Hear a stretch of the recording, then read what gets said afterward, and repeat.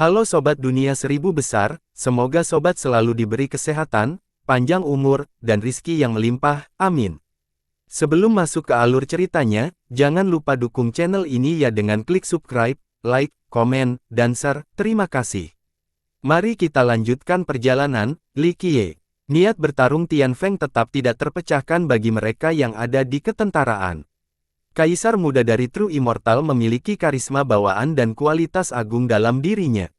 Sedangkan untuk Tian Feng, kehadirannya yang sombong memaksa orang lain jatuh ke tanah dan menghancurkan mereka dengan cara yang langsung dan brutal. Itu menghilangkan proses di tengah dan langsung menanamkan rasa takut dan sakit. Pertarungan adalah inti dari Tian Feng, yang tidak dapat dihindari, tidak peduli seberapa kuat musuhnya. Dia memfokuskan niat pertarungannya hanya pada Li Qiye, ingin menghancurkannya. Hal ini tidak mempengaruhi Li Qiye yang tersenyum dan berkata, apakah kamu siap menerima tantangannya? Aku tidak tertarik dengan kompetisi pernikahan ini, aku hanya menginginkan harta karun yang tiada taraf, tidak perlu kepura-puraan ini. Tian Feng tertawa, ini sama saja dengan menamparkan muka semua orang karena ini jelas rencana mereka. Tentu saja, mereka tidak menyangkal atau mengakui masalah ini. Bodoh jika memusuhi Tian Feng karena ini bisa berakhir dengan pertempuran yang tak terhitung jumlahnya. Sekte itu mungkin juga akan terlibat. Satu-satunya cara untuk mengakhiri ini adalah dengan membunuh. Sayangnya, tidak ada yang mengira itu membunuh salah satu dari 5 penakluk.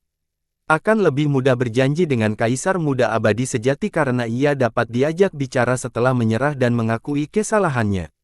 Aku ingin bertarung denganmu sampai mati sekarang juga. Tian Feng tidak menyembunyikan niatnya dan tertawa bahak, tidak melakukan itu akan sangat berkeringat. Dia sekarang sasarannya, tidak akan ada hal baik yang dihasilkan darinya, kata seorang petani. Hanya masalah waktu saja karena Li Qiye juga gila. Tian Feng selalu suka menguji dirinya sendiri. Seorang jagoan berkata pelan, sampai mati, kau pasti akan kalah. Li Qiye tersenyum, hahaha. Kita lihat saja nanti, aku selalu menghadapi lawan yang lebih kuat. Tian Feng berkata, kamu memang pantas mengambil risiko, tapi itu tergantung pada kemampuanmu yang sebenarnya. Jika kamu tidak cukup mampu, akhirmu akan mengerikan. Dia tidak bermaksud mengancam atau menegaskan moral Li Qiye. Kata-kata itu datang dari hati. Meskipun demikian, orang-orang menjadi takut karena cara Tian Feng bertarung agak biadab. Korbannya tidak langsung mati, biasanya ada beberapa anggota tubuh yang dipotong-potong. Kamu cukup percaya diri, kata Li Qiye. Sama sekali tidak, kurasa aku tidak akan menang karena ini sangat mirip dengan Wordbreaker dan kau bisa menggunakan kekuatan. Meskipun begitu, aku tidak akan pernah melewatkan kesempatan untuk melawan lawan seperti itu. Tian Feng menatap Li Qiye seperti serigala yang sedang bersantai di mangsanya. Yang lain memikirkan dan menyetujuinya. Kekuatan Li Qiye sendiri tidak penting. Semuanya berubah saat dia menampilkan kartunya, mampu memberikan kekuatan Wordbreaker. Itu membuatnya menjadi sangat kuat karena niat tinju di sana tidak terbatas, tidak seorang pun tahu sejauh mana kekuatan sebenarnya atau batas peminjaman Li Qiye. Meski begitu, Tian Feng masih ingin bertarung. Sudah lama sekali darahku mendidih seperti ini. Ucapannya sambil seakan ingin mencabik-cabik Li Qiye dan melahapnya. Rasa haus darahnya membuat orang lain gemetar ketakutan. Kalian jauh lebih menarik daripada para penakluk lainnya. Tian Feng berkata, demi pertempuran terakhir untuk membuktikan dao mereka, mereka bermain sangat aman dan tidak mengambil risiko apapun, bahkan selalu menyembunyikan kekuatan dan kartu sebagai mereka.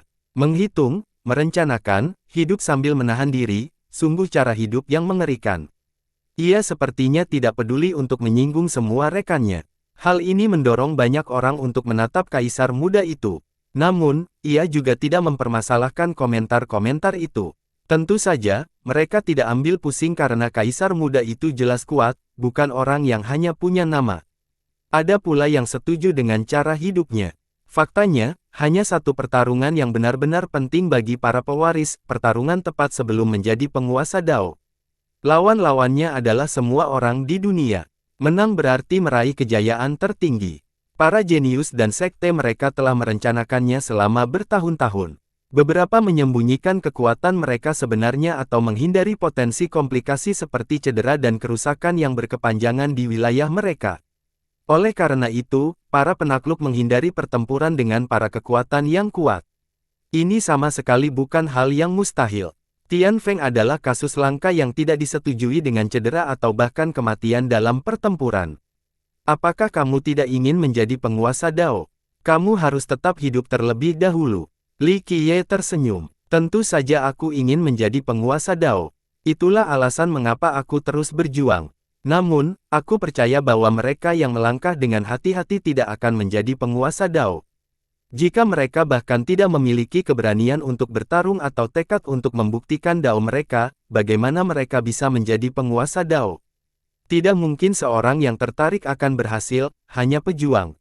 Tian Feng menjawab dan bermaksud bertarung melonjak ke langit. Kerumunan itu saling bertukar pandang lagi dan menemukan keyakinannya juga logistik. Penakluk lain memilih untuk menghindari pertarungan yang tidak dapat dimenangkan dan berlatih untuk menjadi lebih kuat terlebih dahulu. Bertindak gegabah tidak dapat diterima. Di sisi lain, mungkinkah seseorang akan menjadi penguasa Dao? Tidak sepenuhnya benar, tapi cukup mendekati. Li Qiye tersenyum dan memuji. Mari kita mulai saja, jadi aku bisa melihat apa yang bisa kamu lakukan. Aku tidak percaya pada ilmu sihir. Tian Feng menjadi tidak sabar. Meski auranya membuat orang tidak nyaman, banyak orang yang mendapati Tian Feng sebagai orang jujur, orang yang menepati janjinya. Musuh-musuhnya harus bertarung terus-terusan sambil terjebak dalam ketakutan. Namun, mereka tahu bahwa Tian Feng tidak akan pernah menggunakan trik murahan seperti serangan diam-diam atau mengandalkan sektenya. Dalam arti tertentu, orang gila ini agak lucu karena begitu jujur. Sebentar lagi kau akan berhasil. Li Qiye tersenyum. Aku ragu ada seorang pun di dunia ini yang bisa meyakinkanku sebaliknya. Tian Feng tertawa. Hal lain yang disukai orang tentang Tian Feng adalah kesediaannya menerima kekalahan tanpa memberikan alasan apapun. Baiklah, sekarang kau boleh menunjukkan kemampuanmu padaku. Li Qiye menjadi sedikit lebih serius. Ledakan. Tiba-tiba ada sesuatu yang meledak dan semua orang mengira pertempuran telah dimulai. Namun mereka menyadari bahwa hal itu tidak benar karena suara tersebut berasal dari Wordbreaker Fist. Tanah bergetar hebat seolah-olah kekuatan besar sedang meletus. Meskipun Golden Gate relatif jauh dari perbatasan, mereka masih merasakan intensitasnya. Apa yang terjadi? Semua mata tertuju pada Wordbreaker. Semua orang mengira sesuatu yang besar sedang terjadi. Pertemuan ledakan berikutnya terjadi dan niat untuk meninju di sana menjadi kacau bagaikan badai yang sedang terjadi. Ini terlihat buruk, komentar seseorang. Benar saja, semua niat berkumpul menjadi satu tangan besar yang terlihat dari wilayah luar. Ingat, niat tinju di sini tidak terbatas. Seorang Master Top pernah berkata bahwa mereka dapat menelan semua 8 Desoles. Ini adalah pemandangan yang mengerikan untuk dilihat. Meskipun tangan itu tidak mencakup semua maksud tinju, tangan itu tetap tampak menakutkan dan menyebabkan penonton berteriak, tidak peduli apakah mereka adalah murid biasa atau leluhur kuno. Mereka semua merasa seperti semut. Segala sesuatu di bawah langit tunduk pada kemauan tangan. Tangan dapat menghancurkan langit yang tinggi dan meluluhlantakkan bumi. Kekuatan seperti itu mungkin tidak ada. Untungnya, hal itu masih tertahan di dalam Wordbreaker dan tidak secara aktif menekan yang lain. Meskipun demikian, orang luar tetap dipaksa untuk bertekuk lutut. Pada saat ini, ia turun untuk mencoba meraih sesuatu. Para penggarap yang kuat segera mengaktifkan surga mereka untuk melihat lebih dekat. Mereka kemudian melihat sosok emas dikejar oleh tangan itu. Ia berlari dengan tenaga untuk menghindari tangan yang mendekat. Sayangnya, kecepatannya yang mengagumkan tidak berarti apa-apa, seolah-olah rasanya olah tangan itu memegang kendali penuh. Kaisar Tinju Emas, teriakan seorang leluhur. Leluhur, teriak Medvis. Dia masih di Wordbreaker, kata seorang penonton. Hal ini mengejutkan banyak orang, terutama mereka yang berada di Golden Gate. Beberapa waktu yang lalu, semua orang mengira bahwa ia telah memperoleh harta karun yang besar dari Wordbreaker. Hal ini memicu minat pada pernikahan. Rumor mengatakan bahwa harta karun khusus ini bahkan melampaui senjata warisan. Oleh karena itu, para raksasa juga ikut bergabung. Selama masa lamaran, Golden Gate menyatakan bahwa mereka tidak mengetahui keberadaan leluhur mereka, tidak ada yang mempercayai mereka. Banyak yang mengira bahwa dia telah kembali ke Golden Gate dan memilih untuk bersembunyi karena beberapa alasan. Pertama, dia ingin memahami harta karun tersebut untuk meningkatkan kecakapan pertarungannya. Kedua, dia mungkin sedang memulihkan diri dari cedera. Tidak ada yang menduga dia masih akan berada di Worldbreaker. Lebih tepatnya, dia tidak pernah keluar dari Worldbreaker. Dia sedang berburu. Hal ini menjadi jelas bagi semua orang. Apa yang sebenarnya dia lakukan? Gumam seorang pakar. Seorang leluhur yang telah membaca banyak catatan berkata, hanya dengan memasuki Worldbreaker saja tidak akan memulai perburuan, sama halnya dengan mengambil beberapa harta dan harta karun. Benar, beberapa jiwa yang beruntung telah berhasil dalam sejarah dan menjadi terkenal kemudian. Worldbreaker tidak pernah mengejar mereka. Seorang tetua tinggi mengangguk setuju. Zona terlarang itu berbahaya. Dalam kasus Worldbreaker, kemungkinan berubah menjadi budak tinju selalu ada. Meskipun demikian, para petualang tetap datang untuk mencari harta karun tersembunyi dan bahan-bahan penghalang selain pencerahan Dao. Dalam sejarah, banyak yang berhasil tetapi mereka tidak diburu oleh tanah dengan cara ini. Apakah kamu memikirkan apa yang sedang dipikirkan? Seorang sahabat di dekatnya. Ya, ini menunjukkan bahwa dia pasti benar-benar telah memperoleh harta abadi. Seorang tokoh besar berkata dengan ekspresi tabah. Nilai dari apa yang diperoleh Kaisar Tinju Emas menjadi jelas pada titik ini, sesuatu yang melampaui warisan senjata. Mungkinkah itu artefak pamungkas Worldbreaker? Seseorang berbisik. Apa maksudmu? Seorang pakar langsung bertanya. Orang lain juga tertarik dengan percakapan ini. Kitab suci pertama, mungkin. Seorang leluhur berpikir. Menurut legenda, terdapat kitab suci mengenai Dao Tinju di Worldbreaker yang tersembunyi di ruang kitab suci. Kitab suci tersebut berisi puncak dari jalan tinju. Terlebih lagi, beberapa orang percaya bahwa itu mungkin salah satu hukum jasa terkuat yang pernah ada. Kekuatannya sebanding dengan 9 kitab suci mistis. Oleh karena itu, para Master Top mencoba menyusup ke ruangan itu untuk melihat sekilas. Mempelajarinya berarti menjadi tak terkalahkan. Tidak mungkin. Seorang leluhur tinggi menggelengkan kepalanya, kitab suci tidak dapat diambil atau Master Dualitas dan beberapa orang lain akan mengambilnya pada saat itu. Yang lain setuju dengan leluhur terpelajar ini. Beberapa makhluk telah berhasil mencapai ruang itu sebelumnya, Puresun dan penguasa Dao Naga 8 langkah, lalu penguasa dualitas. Yang terakhir bahkan telah membaca kitab suci di sana. Namun, tidak ada satupun dari mereka yang membawanya, yang berarti tidak mungkin. Jadi, tidak mungkin Kaisar Tinju Emas bisa melakukannya. Meskipun dia kuat, dia masih harus menempuh jalan panjang sebelum bisa menyamai level para Dao Lord. Bagaimana dia melakukannya? Tanya seorang petinggi. Ledakan. Kaisar akhirnya dikalahkan oleh tangan itu di tengah kekacauan itu. Itu hanya hantaman ringan namun cahaya Kaisar langsung padam. Dao emas yang melindunginya hancur sehingga dia muntah darah setelah jatuh ke tanah. Ingatlah bahwa hanya leluhur kuno yang bisa melawannya dalam pertarungan. Meski begitu, sentuhan tangan hampir saja membunuh. Penggarap lainnya akan hancur menjadi abu. Binatang. Dia tahu bahwa melarikan diri adalah hal yang mustahil, jadi dia membalas dendam. Ledakan. Dia menembakkan sinar yang disalurkan dari seluruh tubuhnya. Sinar itu memiliki intensitas seperti matahari yang meledak dan mencapai seluruh Worldbreaker. Luar biasa. Penonton terkagum-kagum dengan serangan keahlian tenaganya. Meskipun mereka berada sekitar 10 juta mil jauhnya dari lokasi sebenarnya, mereka masih merasakan energi saat melambat. Hanya sedikit orang di dunia yang telah mencapai level ini. Sinar itu hanyalah pembukaan, variasi terakhir termasuk pukulan yang menghancurkan langit. Sayangnya, pukulannya tidak menggerakkan tangan raksasa itu sedikit pun. Tangan itu terus menekan ke bawah, ingin menindas sang kaisar. Petik 2 tanda tanya tanda seru petik 2. Banyak penonton tersentak dan mengambil napas dalam-dalam. Pukulan itu memiliki kekuatan yang cukup untuk mencapai satu sekte. Sayangnya, pukulan itu hanya berfungsi untuk menggelitik tangan. Bagaimana ini bisa terjadi? Teriak seorang pemuda. Kaisar adalah sosok yang tidak terjangkau di mata mereka. Mereka bisa berlatih seumur hidup dan takkan pernah bisa mengejarnya. Sekarang, dia tampak seperti semut di hadapan kekuatan Worldbreaker. Ini adalah hal yang membuka mata bagi para ahli muda. Kita sedang membicarakan Worldbreaker. Mustahil untuk mengalahkannya, hanya Dao Lord yang bisa memikirkan topik ini. Seorang jagoan menghela napas dan berkata, gemuruh, tinjunya berdenyut dengan cahaya keemasan. Sayangnya, saat tangan itu menekan ke bawah, cahaya itu berdenyut tidak stabil dan menjadi redup. Penghalang pribadinya mulai runtuh. Dia meraung dan menggunakan seluruh kekuatan hanya untuk menyadari bahwa ini tidak mungkin. Dia pasti sudah meninggal, gumam seorang pakar. Semua orang tahu bahwa tangan itu sangat kuat. Korbannya tidak bisa lepas dari nasib tergencet sampai mati. Mereka mulai memikirkan harta karun yang tak dipertandingkan. Namun, tidak ada yang berani memasuki Worldbreaker saat ini. Memprovokasi tangan itu berarti kematian karena bahkan kaisar pun tidak berdaya.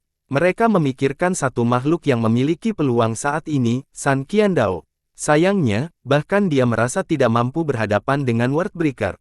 Pada saat hidup atau mati ini, sang kaisar mengutarakannya dan memutuskan untuk mengeluarkan batu permata itu.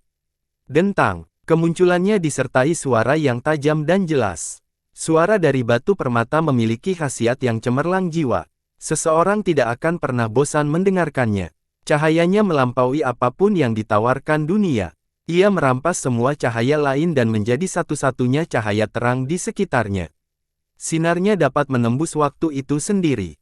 Jika semua bintang di langit meledak sekaligus, ledakan yang dihasilkan juga akan menyilaukan.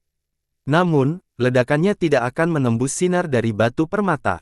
Penonton merasakan sakit yang luar biasa di mata mereka, hampir menjadi buta.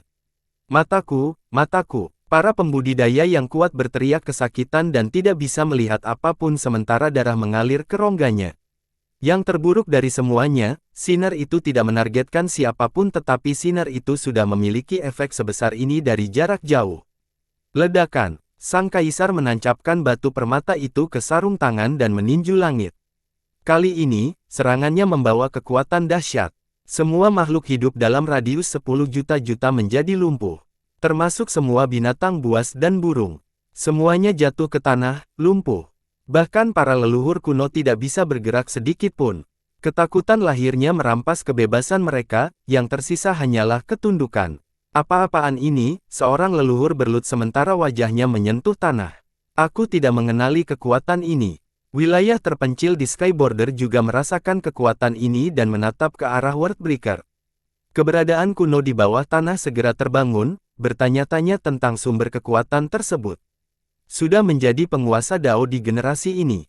Seorang leluhur kuno menjadi terkejut. Apa harta karun ini? Yang lain memancarkan keluar dari kuburnya dan mengamati magnet tersebut.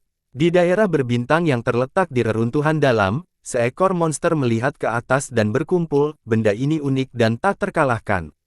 Bayangkan keuntungannya, sepasang mata terbuka dalam kedap gelap. Dunia sedang berubah. Gumam sebuah eksistensi yang tak dipertandingkan yang terkubur di antara bintang-bintang. Biasanya, makhluk-makhluk tingkat atas adalah penguasa wilayah mereka. Mereka yang tinggal di lingkungan tidak punya pilihan selain mematuhi perintah mereka. Ketakutan bukanlah emosi yang mereka ketahui sampai sekarang. Kekuatan ini menyerang hati mereka dan membuat mereka goyah. Para penakluk merasakan hal yang sama. Karena status mereka, mereka telah melihat atau bahkan menggunakan senjata warisan sebelumnya. Sayangnya, mereka tidak pernah merasakan hal seperti ini sebelumnya. Kekuatan ini menetap angsur menghilang setelah pukulan itu. Setelah waktu yang lama, para peserta menerima kembali akal sehat mereka. Mereka menatap Worldbreaker dan tidak melihat sesuatu yang berbeda. Baik tangan raksasa maupun kaisar telah menghilang tanpa jejak. Apakah ada yang tahu apa yang terjadi? Para pembudidaya biasa benar-benar tersesat karena mereka ditekan sejak awal.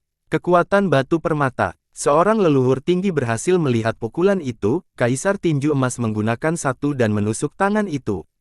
Dia berhasil. Batu permata itu pasti jatuh dari dunia abadi. Nenek moyang yang lain berkata, kalau tidak, bagaimana mungkin batu itu bisa menembus tangan itu? Jadi ini yang dia dapatkan dari Worldbreaker. Batu pamungkas. Teriakan seseorang dari Tanah Suci. Sebelumnya, mereka tahu bahwa dia telah mendapatkan sesuatu yang menakjubkan, tetapi hanya itu saja. Ada kekurangan informasi yang jelas. Saat ini, menyaksikan kekuatan memicu keserakahan mereka lagi. Bayangkan menanamkan batu itu ke dalam senjata, bukankah itu akan membuat penggunanya setara dengan seorang penguasa Dao? Tidak, bahkan lebih hebat lagi, seorang jagoan memaksakan. Kaisar tidak dapat menghentikan satu gerakan pun dari tangan raksasa itu. Namun, dengan menancapkan batu permata itu ke sarung tangan, dia dapat menembusnya. Hal ini menunjukkan banyak hal tentang potensi batu permata itu. Berbagai pikiran berkecamuk di benak setiap orang. Mata mereka mulai berkilat penuh keserakahan. Batu permata abadi ini memiliki kekuatan yang melampaui tingkat penguasaan Dao. Menambahkannya ke senjata seseorang berarti tidak dapat diganggu-gugat. Golden Fish Emperor menunjukkan potensinya dengan jelas sebelumnya dan menggoda semua orang. Maju, mata kaisar muda abadi sejati membuka saat dia segera memberi perintah. Gemuruh, roda mulai berputar saat pasukannya menghilang di cakrawala. Dia tidak lagi peduli dengan lamaran pernikahan. Waktunya sudah tepat untuk memasuki Worldbreaker dan menemukan Golden Fish Emperor. Dia melupakan kematian True Immortal Spirit karena batu permata itu jauh lebih penting. Berhentilah bermimpi tentang batu permata yang tak tertandingi. Tian Feng harus menghentikan pertarungan dengan Li Qiye dan mengemudi menuju Worldbreaker, melintasi jarak 1.000.000 mil dalam sekejap mata. Ikuti aku, anggota 3000 Dao. Speargrasp pun tak mau ketinggalan. Mereka yang berada di bawah membenarkan 3000 Dao termasuk leluhur segera menyusul. Kami juga akan pergi. Tanah suci yang akan berpartisipasi dalam tahap pertempuran juga memobilisasi pasukannya. Yang lainnya juga menyerah di panggung pertempuran dan menuju Worldbreaker. Apakah kita tidak akan berdiskusi lagi di sini? Seorang pemuda yang tergila-gila pada Ye Tingrong bertanya kepada para seniornya. Dia tidak ingin pergi sekarang. Batu permata itu tidak ada di sini, jadi ikatan pernikahan tidak lagi penting. Perburuan batu permata itu masih berlangsung. Tetua agungnya menanggapi, ya, tidak ada artinya berada di sini sekarang, kata seorang leluhur. Beraliansi dengan Golden Gate tidak menjadi masalah meskipun Golden Gate memiliki kekuatan. Selain itu, tahap pertempuran dapat berakhir dengan para pengikutnya kehilangan nyawa. Keuntungannya tidak lagi lebih besar daripada kerugiannya. Li Qiye yang memimpin masalah ini, tidak perlu mengambil posisi gegabah dan mengungkitnya. Kita hanya perlu mendapatkan batu permata itu dan kita tidak akan terhenti. Seorang jenius dari sekte lain berkata, Kaisar Tinju Emas pasti ada di Worldbreaker, dia tidak bisa pergi. Banyak tokoh besar muncul dan menuju Worldbreaker. Saya khawatir raksasa-raksasa itu akan melakukan apapun yang mereka bisa, komentar orang lain. Itu sudah pasti. Batu permata ini mungkin menjadi kunci untuk menentukan Dao Lord berikutnya. Di sisi lain, bahkan seorang Dao Lord mungkin menganggap batu permata ini sebagai ancaman nyata. Seorang tokoh besar setuju. Semua orang mengerti bahwa dengan memperoleh batu permata ini, seorang penakluk dapat membuktikan Dao mereka untuk menjadi penguasa Dao berikutnya. Mereka harus memperolehnya dengan cara apapun karena kekuatan. Hanya beberapa orang yang tersisa di dekat panggung pertempuran. Mereka menatap Li Qiye yang masih ada di sana. Ada orang lain. Li Qiye tersenyum pada pertemuan kecil itu. Sebagian besar dari mereka terpikat pada Ye Tingrong. Namun, mereka melihat apa yang dilakukan Li Qiye pada True Immortal Spirit sebelumnya dan menyerah pada ide itu. Bagaimanapun, seseorang harus hidup untuk membawa kecantikan itu kembali ke rumah. Mari kita uji keberuntungan kita di Worldbreaker untuk mendapatkan batu permata itu. Seseorang berkata, tidak ingin menyia-nyiakan hidupnya demi Li Qiye. Akhirnya, hanya kelompok Li Qiye dan anggota dari Golden Gate yang tersisa. Madfish tersenyum kecut setelah melihat ini. Meskipun demikian, ini memberikan sedikit ruang bernapas. Seluruh tahap pertempuran hanyalah upaya untuk mengulur waktu dan memicu perseteruan antara kekuatan besar. Dia tidak menyangka akan berakhir seperti ini. Hal ini biasanya mengarahkan pada pengantin wanita dan memikirkannya karena semua orang pergi untuk sesuatu yang lain. Di sisi lain, Ye Tingrong lebih menyukai perkembangan ini. Karena batu permata itu masih ada di Worldbreaker, ini berarti sekte mereka aman. Baiklah, ketua sekte, saya sudah membuat keputusan. Putri emasmu akan menikahi bocah nakal ini. Jian akan membawa hadiah yang melimpahkan pada waktunya untuk pernikahan itu. Li Qiye memberitahu Madfish. Apakah aku punya pilihan? Madfish tersenyum tak berdaya, menyadari keadaannya. Li Qiye adalah monster yang berani menyerang para raksasa. Selain itu, dia juga memiliki kemampuan untuk mendukungnya. Ditambah lagi, sepertinya Ye Tingrong sendiri yang menyetujui pertunangan ini. Madfish hanya bisa mengikuti arus. Tidak ada, keputusan sudah dibuat. Li Qiye tersenyum. Karena semua orang sudah pergi, ini berarti tahap pertarungan telah berakhir. Biasanya, Li Qiye akan dipilih sebagai mempelai pria. Sayangnya, dia ingin Li Qiye menikahi Jian Ming, seseorang yang tidak dikenal. Jika orang lain melakukannya, para tetua Golden Gate pasti akan langsung menolak usulan ini. Sayangnya, mereka tertarik dengan Li Qiye. Mad Fist juga bisa membunuh True Immortal Spirit. Masalahnya adalah Li Qiye mampu mengendalikan fondasi mereka dan bahkan berniat meninju Worldbreaker dengan mudah. Dia menguasai teknik tinju sektenya dengan baik karena dia adalah yang terkuat kedua. Jadi, dia memahami pentingnya kemampuan Li Qiye. Bahkan leluhurnya tidak dapat memanfaatkan niat tinju Worldbreaker. Untuk melangkah lebih jauh, Golden Divine Fist juga tidak dapat melakukannya dengan mudah. Oleh karena itu, Li Qiye memiliki pengaruh yang cukup untuk mempengaruhi pilihan Mad Fist. Dia tidak punya pilihan selain menerima lamaran pernikahan itu. Ye Tingrong sama sekali tidak mempermasalahkan hal ini. Skenario terburuknya adalah hancurnya sektenya. Paling tidak, mereka berhasil lolos dari nasib ini dan mendapatkan pelindung yang kuat. Pergilah temui kakek mertuamu. Tao itu menyikut Jian Ming. Yang terakhir tersenyum lebar karena semuanya berakhir dengan baik. Dia mengharapkan banyak pertempuran sebelum akhir. Dia melangkah maju dan menundukkan kepalanya ke arah Mad Fist, Senior, terima kasih sudah memberi izin. Tidak perlu rendah hati. Mad Fist mengangguk dan berkata, Jian itu terkenal, leluhurnya telah menyelamatkan Eight Desolus sebelumnya. Kamu tidak akan mengumpulkan cabang kami. Ubah sebutan kehormatanmu. Sebagai orang besar, dia mengetahui hari-hari kejayaan keempat klan. Kakek. Jian Ming memerah tetapi hatinya sangat gembira. Ye Tingrong, di sisi lain, juga tersipu meskipun biasanya pemikirannya terbuka. Meski dalam suasana bahagia, Li Qiye tidak berlama-lama dan ingin memasuki Worldbreaker. Bangsawan muda, apakah kamu akan berangkat ke Worldbreaker? Tanya Ye Tingrong. Batu permata abadi tidak boleh diambil oleh bandit dan pencuri biasa. Lagi pula, tidak baik bagi leluhurmu untuk menyimpannya, kata Li Qiye. Mad Fist dan yang lainnya menjadi cemas. Semua orang sedang mengejar leluhur mereka saat ini. Makhluk-makhluk top menuju Worldbreaker untuk merebut batu permata itu. Dia benar-benar terjebak. Nenek-nenek moyang kita bisa menggunakan kekuatan batu permata itu, kata Ye Tingrong. Siapakah yang dapat mengalahkannya? Pukulannya bahkan menembus tinju besar itu. Untuk kedua kalinya, betapa serakahnya. Li Qiye menggelengkan kepalanya, batu permata itu bukanlah sesuatu yang dapat kau gunakan tanpa mempedulikan kekuatanmu. Menilah gunakannya akan berakhir dengan kematian sebelum kau dapat mengalahkan lawanmu. Itu masuk akal. Mad Fist bertabrakan. Hal ini juga berlaku untuk senjata Dao Lord. Para hebatnya kesulitan mengendalikannya. Memaksakan masalah tidak akan berakhir dengan baik. Kekuatan di dalam batu permata itu tak terbayangkan. Sehelai saja bisa membunuh orang hebat. Kaisar tinju emas pasti telah membayar harga yang mahal untuk menggunakannya sekali. Yang kedua mungkin mengharuskannya membayar dengan nyawanya.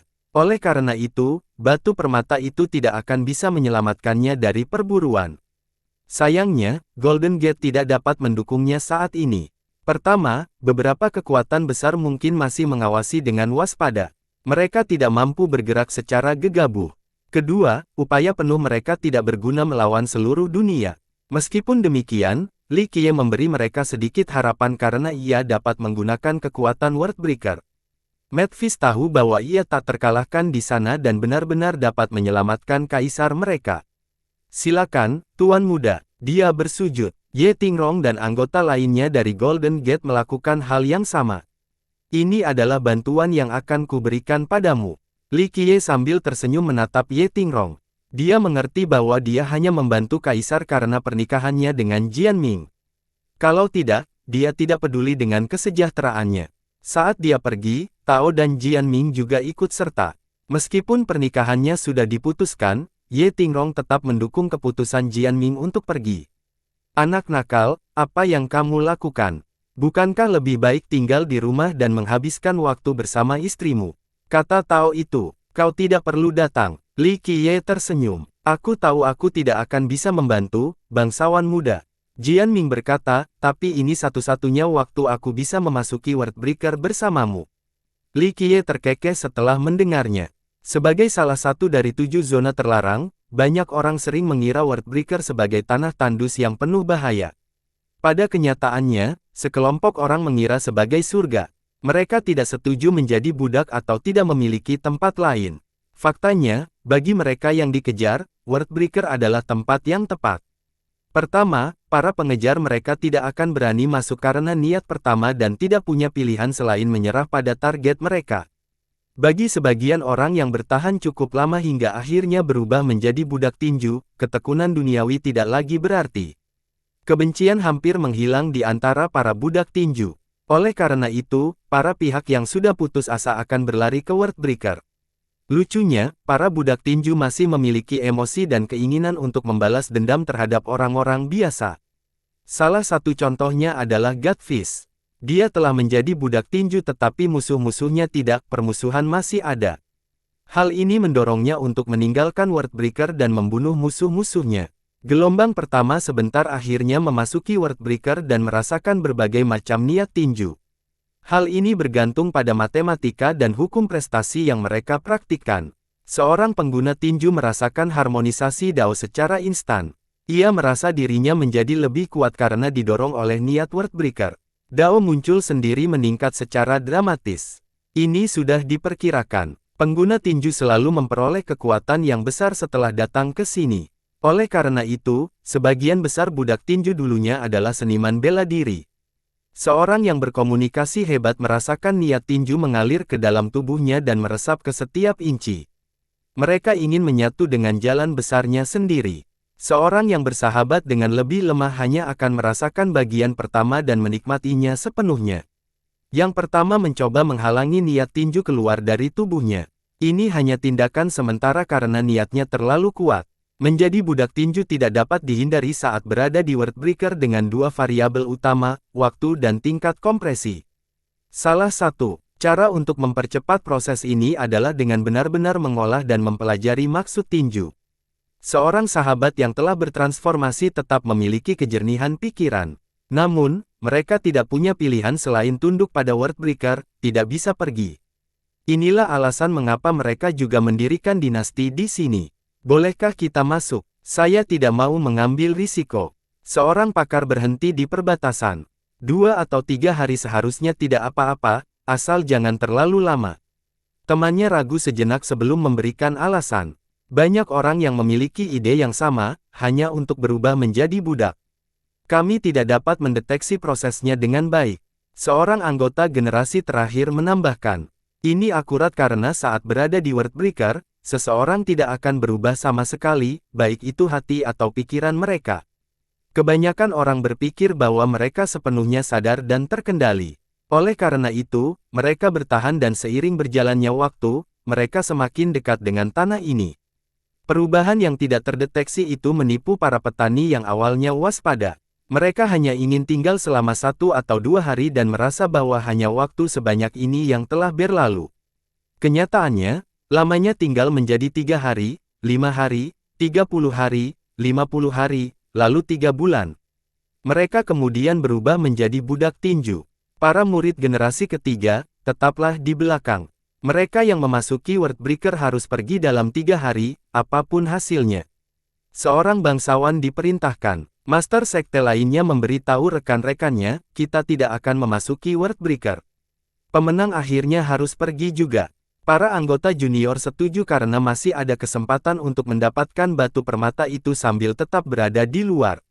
Kaisar tinju emas sudah lama berada di sana, tetapi dia masih belum menjadi budak tinju. Ada yang aneh dengan ini, kata seorang ahli. Itu pasti ada teknisnya dengan substratnya yang hebat. Pasti butuh waktu lama untuk perubahan itu terjadi. Seorang leluhur menjawab, kultivasinya adalah satu hal, tetapi leluhurnya. Dia pasti tahu lebih banyak dari kita, mungkin sebuah metode untuk menghindari niat jahat. Seorang tokoh besar menjawab, orang-orang berpikir, apakah ini hanya kebetulan? Dalam sejarah, tidak ada pengunjung yang memperoleh batu permata sampai sekarang. Beberapa orang tidak berpikir bahwa mereka beruntung. Ia pasti mendapat bantuan dari leluhurnya. Bagi mereka yang masuk, mereka melihat beberapa lokasi berbahaya seperti lembah dalam dan tanah yang terinfeksi kejahatan. Mereka juga melihat kota-kota dan desa-desa yang penduduknya dihuni. Tentu saja, barang pertama tinggal di sana. Worldbreaker memiliki jutaan budak pada saat ini. Beberapa budak lebih memilih hidup menyendiri di daerah terpencil. Yang lain memilih daerah padat penduduk sementara tokoh-tokoh terkenal bahkan membangun sekte mereka sendiri. Jangan dekat-dekat dengan budak pertama, niat mereka lebih kuat di sana dan jika Wordbreaker memutuskan bahwa kamu adalah musuh, mereka semua akan menyerang. Seorang senior mengingatkan para pengikutnya yang mengindahkan peringatannya. Saudara pertama, anggota lain dari sekte besar melihat wajah yang dikenalnya. Orang lain mendengarkan dan membicarakan hal ini. Itulah saudara pertama dari sekolah Far River, seorang jenius yang cemerlang. Dia sekarang menjadi budak tinju. Bisik seseorang. Budak tinju ini kuat dan juga memiliki penampilan yang mengesankan. Saudara pertama, pemimpin sekte telah mencarimu kemana-mana. Silakan kembali bersama kami, kata yang lain. Budak itu menutupi dan berkata, sekarang aku adalah bagian dari dinasti tinju ilahi dan tidak ada yang tenang dengan Far River. Kembalilah, ini bukan tempat yang tepat. Teman-temannya saling berpandangan dan melihat bahwa saudara pertama mereka masih waras. Sayangnya, sekarang dia menjadi budak. Menjadi budak pertama bukanlah hal baru. Sebelumnya, bahkan para leluhur kuno telah berubah menjadi budak dan memutuskan semua ikatan dengan sekte mereka. Tuan, seorang leluhur menemukan sekop yang telah hilang selama lebih dari 10.000 tahun. Jangan tinggal di sini, pergilah. Tuannya meliriknya dan berkata dengan tenang. Guru, air mata mengalir dari mata sang meskipun saat ini dia sudah menjadi leluhur. Tuannya pergi tanpa meliriknya lagi. Itu adalah Auspicious Monarch, seorang intelektual terkenal yang membuat sektenya makmur sendirian. Semua orang mengira dia sudah mati. Seorang ahli mengenali sang master.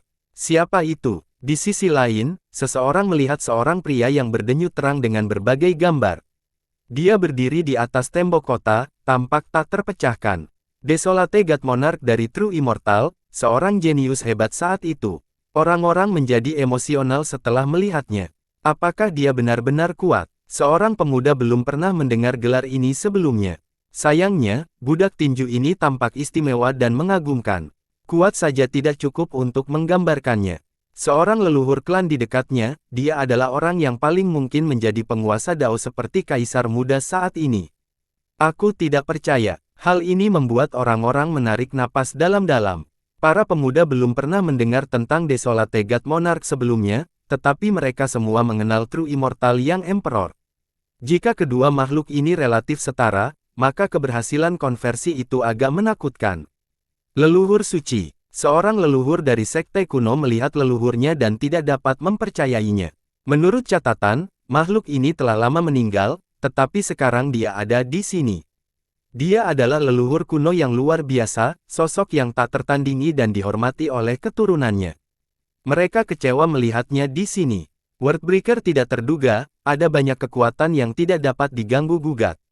Para pendatang baru memperoleh wawasan yang lebih baik tentang wilayah ini. Mereka telah mendengar rumor sebelumnya, tetapi kunjungan mereka membuat mereka menyukainya.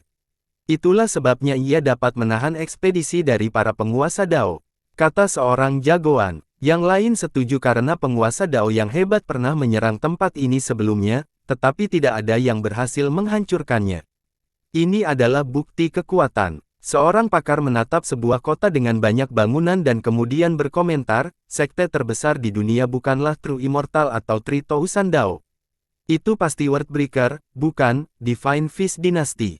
Cukup dekat. Si jagoan mengangguk, 8 langkah penguasa naga Dao memiliki kekuatan yang sangat mengesankan dan menyerang dinasti. Dia tetap tidak bisa menghancurkannya.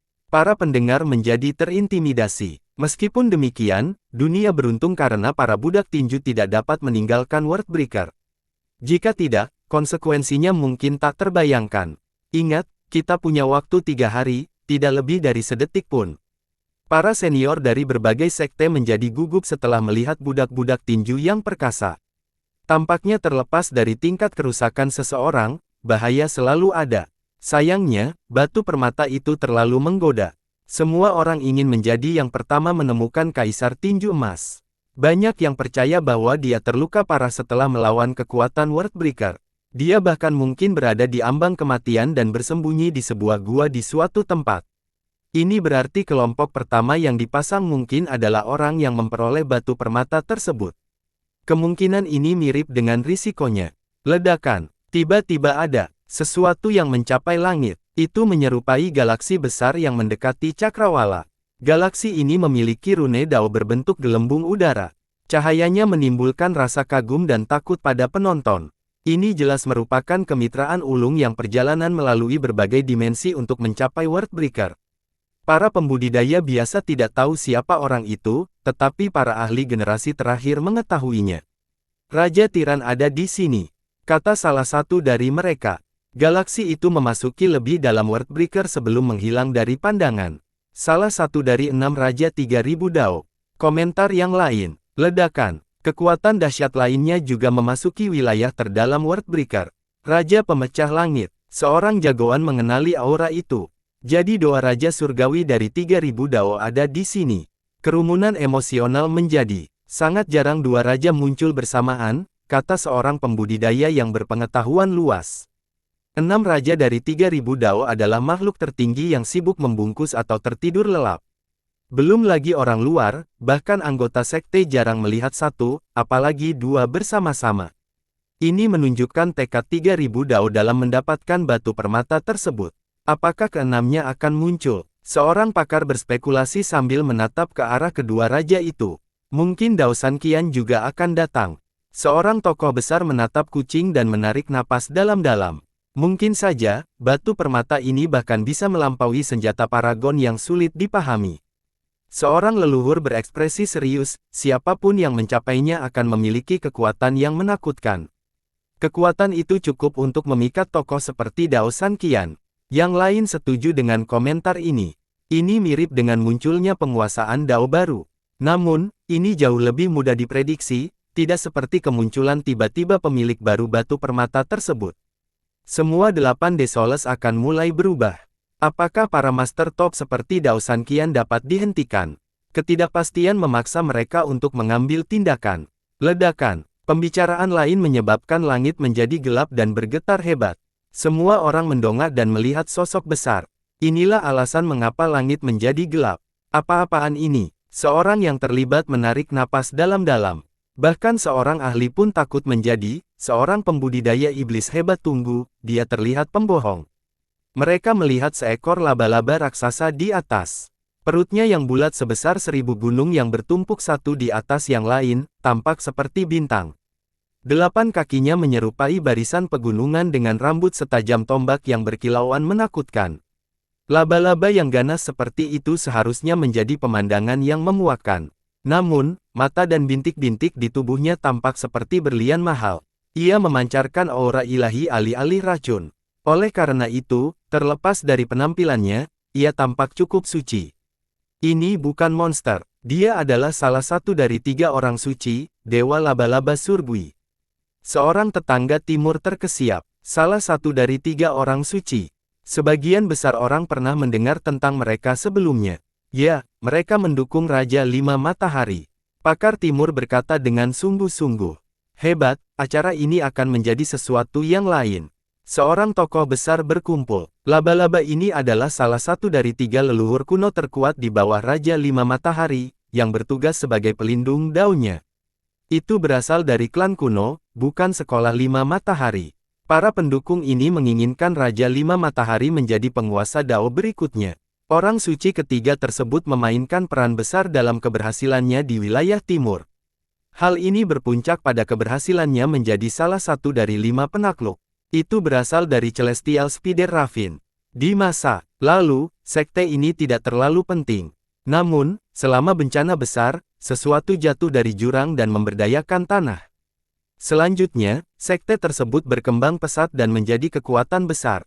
Setelah melewati banyak zaman, fondasi dan sumber daya mereka mencapai tingkat yang tepat sehingga mereka dapat mengklaim diri mereka sebagai sekte iblis terkuat di timur. Dewa laba-laba mereka benar-benar bersumpah 6 Raja Surga dari 3000 Dao. Berkat ini, Raja 5 Matahari menjadi kompetitif. Sepertinya Raja 5 Matahari juga memiliki batu permata itu.